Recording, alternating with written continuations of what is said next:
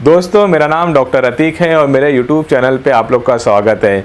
आज जो टॉपिक लेकर मैं आया हूँ उसका नाम है भूगंदर, जिसे हम डॉक्टरी लैंग्वेज या मेडिकल में एनल फिस्टूला कहते हैं। ये बीमारी उन लोगों को ज़्यादा होती है जो ज़्यादा देर तक बैठे रहते हैं, या फिर उनको होती है जिनको कॉन्स्टिपेशन यानी कब्ज़ की शिकायत होती है। जो पाखाना पास करते वक्त या मल द्वार में प्रेशर लगाते हैं उनको ये बीमारी देखने को मिलती है। ये बीमारी ऐसे है जैसे मैं आपको फ़ोटो में दिखा रहा हूँ। इसमें मल द्वार की जगह एक बारीक ज़ख़म बन जाता है और उस ज़ख़म से एक पाइप नुमा नाली बन जाती है। जब इस नाली में खून और या मेवाद जमा हो जाता है बहुत ज़्यादा, जिसे हम ओवरफ्लो कहते हैं, उस जो ओवरफ्लो होने की वजह से वहाँ फूट कर वो बह जाता है। जब वो नाली खाली हो जाती है तो ये ज़ख़म सूख जाता है, लेकिन 10-15 दिन के बाद या 1 महीने के बाद ये नाली और जगह फिर से भर जाती है। कभी कभी इसमें खून होता है, कभी कभी इसमें मवाद जमा हो जाती है। जब ये बहुत ज़्यादा जमा हो जाती है जिसकी वजह से ये फूट जाती है, उसके बाद फिर वहाँ से बहने के बाद ज़ख़म सूख जाता है। आप शुरू में इसको नज़रअंदाज कर देंगे, लेकिन ये बार बार होने के बाद आप कोई डॉक्टर को बताएंगे तो डॉक्टर शुरू में यानी फर्स्ट स्टेज जो रहता है आपको एंटीबायोटिक और कुछ पेन किलर देंगे। इसके बाद फिर आप दवा खाना शुरू करेंगे तो आपके ज़ख़म काफ़ी हद तक सूख जाएंगे। जब आप दवा बंद करेंगे तो उसके बाद फिर इसमें फिर वही सिक्रेशन चालू हो जाएगा और उसके बाद धीरे धीरे इसके कैनाल, जिसे हम कहते हैं नाली, पाइप वापस भर जाएगी। भरने के बाद एक दाना नुमा होएगा और वो फूटेगा। फिर वहाँ से थोड़ा थोड़ा पानी, मेवाद या फिर खून रास्ता रहता है, यानी सिक्रेशन होते रहता है। इसी बीमारी को दोस्तों भूगंदर कहते हैं, जिसे डॉक्टरी लैंग्वेज में फिस्टूला कहा जाता है। दोस्तों, भूगंदर यानी कि फिस्टूला की कुछ निशानियां मैं बता रहा हूं, कुछ अलामात जिसे हम लक्षण कहते हैं। अगर ये आपको मिलते हैं तो आप अपने करीबी डॉक्टर से मिलिए या करीबी सर्जन से मिलिए और इसका इलाज ज़रूर कराइए। ये फिस्टूला जो होता है हमारे पाखाना पास करने की जगह या एनस के करीब में एक दाना आता है, उस दाने में बारीक सा ज़ख़म बनता है। उसके बाद शुरुआती दौर में स्टार्टिंग फेज पर क्या होता है, यहाँ से थोड़ा थोड़ा खून निकलना शुरू होता है। आप नॉर्मली कोई भी एंटीबायोटिक या दवा लेंगे तो उससे ये ज़ख़म सूख जाएगा, लेकिन इसके अंदर एक नाली बनी होती है, जैसे कि मैं आपको फ़ोटो में दिखा रहा हूँ। इस नाली के अंदर बाद में फिर से खून जमा हो जाता है, और जब खून बहुत ज़्यादा या मेवाद या पस बहुत ज़्यादा जमा हो जाता है तो ये प्रेशर करके बाहर फेंकता है। तो ये हमारे बाहर की जगह स्किन पर एक मेवाद जैसा हिस्सा बाहर आ जाता है और ये फूट जाता है, जिसकी वजह से यहाँ से पूरा सिक्रेशन हो जाता है। उसके बाद ये ज़ख़म सूख जाता है। अब इसकी कुछ निशानी बता रहा हूँ, आप इसे ध्यान से सुनिए। अगर आपको ऐसे सिम्टम मिलते हैं तो आप अपने फैमिली डॉक्टर से ज़रूर कांटेक्ट कीजिए। सबसे पहले निशानी है कि आपको एनस की जगह पर ईचिंग होगी और वहाँ पर एक बारीक दाना मिलेगा। वहाँ पर उस दाने में थोड़ी थोड़ी ब्लीडिंग शुरू होएगी। कभी कभी इसमें मेवाद आएगी, कभी कभी बहुत ज़्यादा पस फॉर्मेशन होने की वजह से यहाँ पे पेन और स्वेलिंग भी देखने को मिलती है। जब बहुत ज़्यादा इसमें स्वेलिंग और पेन होता है तो वहाँ रेडनेस भी देखने को मिलती है। ये बीमारी उन लोगों को बहुत ज़्यादा होती है जो काफ़ी देर तक बैठने का काम करते हैं, या फिर ऐसे लोगों को भी देखने को मिलती है जिनको कॉन्स्टिपेशन की बहुत ज़्यादा शिकायत है। ऐसे लोगों को बहुत ज़्यादा होती है जो काफ़ी देर तक टॉयलेट में बैठकर प्रेशर लगाते हैं और स्टूल पास करने के टाइम पर बहुत ज़्यादा प्रेशर लगाते हैं।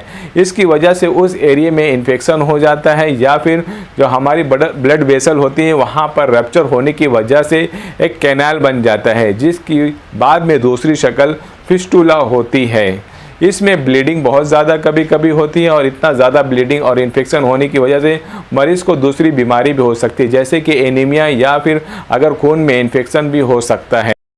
दोस्तों, आपको ये कैसे पता चलेगा कि आपको फिस्टूला है? इसकी डायग्नोसिस आखिर किस तरह की जाए कि आपको फिस्टूला है या फिशर है या फिर आपको पाइल्स की शिकायत है?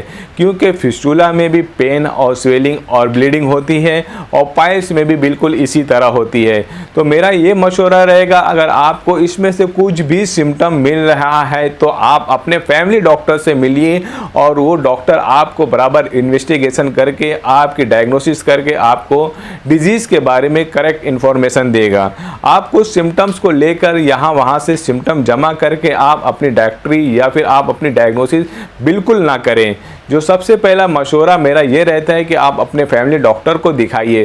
फैमिली डॉक्टर आपको सबसे पहले वहाँ के हिस्से को देखेगा, स्किन को बराबर साफ करके देखेगा और साथ में एक किस्म का आला आता है जो मैं आपको फ़ोटो में दिखा रहा हूँ। इस आले को थोड़ा एनस के अंदर डालकर उसको खोल के देखा जाता है।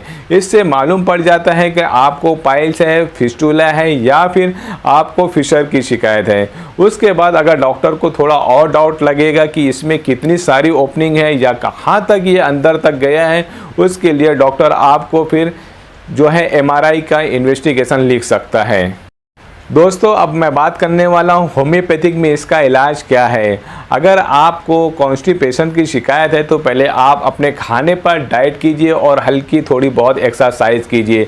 ऐसा खाना बिल्कुल ना खाइए जिससे आपको कॉन्स्टिपेशन की शिकायत बार बार होती है। अगर आपको कॉन्स्टिपेशन की शिकायत है तो मैं जो होम्योपैथिक की मेडिसिन इससे पहले वाली वीडियो में बताया हूँ उस पे जाएं और बराबर से उसको देखिए और उस मेडिसिन को शुरू कीजिए। इसमें जो सबसे पहली दवा दी जाती है वो है हेपरसल्फ। हेपरसल्फ एक ऐसी दवा है जो कि मेवात को यानी पस को सूखने के लिए और कैनाल को साफ़ करने के लिए बहुत अच्छी दवा है। इस दवा के इस्तेमाल से आपके कैनाल या फिस्टुला में जो नाली या पाइप होती है बिल्कुल तरह साफ़ हो जाएगी, वहाँ पर पस फॉर्मेशन को रोक देगी और साथ ही साथ ये दवा एंटीबायोटिक का भी काम करती है। हेपरसल्फ को आप 200 में सिर्फ 2 से 3 ड्रॉप अपनी ज़बान में रोज़ सुबह में लीजिए। उसके बाद दूसरी दवा जो इसके लिए इस्तेमाल की जाती है उसका नाम है सैलेसिया।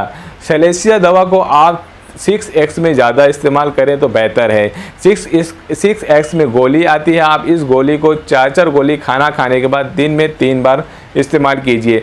सैलेसिया से ये होगा कि आपकी जो फिस्टुला की जो नाली और पाइप है उसको बिल्कुल तरह से एकदम साफ़ कर देगी, वहाँ के बैक्टीरिया इन्फेक्शन को रोक देगी, साथ में ज़ख़म को सूखने के लिए बहुत फ़ायदेमंद है और वहाँ पर कचरा और जो भी ज़ख़म होगा उसको पूरी तरह से साफ़ करती है।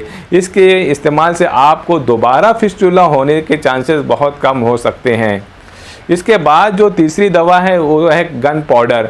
आप गन पाउडर को 6 इस्तेमाल में करिए। इससे आपको ये होगा कि एक एंटीबायोटिक का इस्तेमाल करता है, ये हमारी बॉडी में किसी भी तरह के इन्फेक्शन को रोकता है। साथ में गन पाउडर के इस्तेमाल से आपका ज़ख़म बहुत तेज़ी से सूखता है और इसके इस्तेमाल से आपको रिकरेंट होने के चांसेस नहीं होती है। आप गन पाउडर को सिर्फ 24 घंटे में एक बार 6x में 4 गोली अपने ज़बान पर रख के चबा लीजिए। उसके बाद जो मैं अपने क्लिनिक पे दवा इस्तेमाल करता हूँ उसका नाम है मैरिस्टिका सेबी। इस दवा को आप 3 पावर में ही इस्तेमाल करें। 1 कप पानी में 5 से 10 बूंद दिन में 3 से 4 बार लें। इस दवा के इस्तेमाल से आपका फिस्टुला बिल्कुल तरह से साफ़ और सूख जाएगा। साथ में इसमें पस फॉर्मेशन काफ़ी हद तक बनना बंद हो जाता है। इस दवा से आपका ज़ख़म अंदर से सुखाते हुए आएगा और कैनाल को पूरी तरह से बंद कर देगा। इस दवा का इस्तेमाल फिस्टुला के लिए ज़्यादातर डॉक्टर इस्तेमाल करते हैं और इसका बहुत अच्छा रिजल्ट है। उसके बाद जो आखिरी दवा है वो है ग्रेफाइटिस। ग्रेफाइटिस को आप 30 में इस्तेमाल कर सकते हैं। अगर आपका वज़न बहुत ज़्यादा है, आपकी बॉडी बहुत ज़्यादा फूलते जा रही है या फिर आप काफ़ी देर तक बैठे रहते हैं और उस फिस्टुला में से एक ऐसा पानी निकलता है या ना वो खून में रहता है ना मेवात में रहता है, लेकिन उसमें चिपचिपापन बहुत ज़्यादा रहता है, आपके कपड़े में दाग लग जाते हैं या फिर उसमें बदबू है, ऐसी सूरत में आप ग्रेफाइटिस 30 का इस्तेमाल कीजिए। इस दवा को आप 1 कप पानी में 10 बूंद इस्तेमाल कीजिए खाना खाने से पहले या खाना खाने के आधे घंटे बाद, या फिर आप खाना खाने से पहले दिन में 2 से 3 बार अपनी ज़ुबान पर 2 कतरा टपका लें। अगर आपको कॉन्स्टिपेशन की शिकायत है या आप ऐसा काम करते हैं जो काफ़ी देर तक बैठे रहते हैं, आपको बैठने का ही काम है, ज़्यादा उठते नहीं हैं और खाने के बाद आप फ़ौरन सो जाते हैं या ज़्यादा एक्टिविटी नहीं है, अगर इस सूरत में आपको कॉन्स्टिपेशन की शिकायत है तो ऐसी सूरत में आपको होम्योपैथिक में एक दवा आती है नॉक्सवामिका। इस दवा को आप 30 में दिन में 2 से 3 बार अपनी ज़बान पे 2 से 3 कतरा टपकाएं, धीरे धीरे आपकी कॉन्स्टिपेशन ख़त्म हो जाएगी। दोस्तों, मेरे इसी तरह की वीडियो को देखने के लिए और आम बीमारियों का आसान इलाज जानने के लिए आप मेरे YouTube चैनल को लाइक करिए, सब्सक्राइब करिए और शेयर ज़रूर करिए।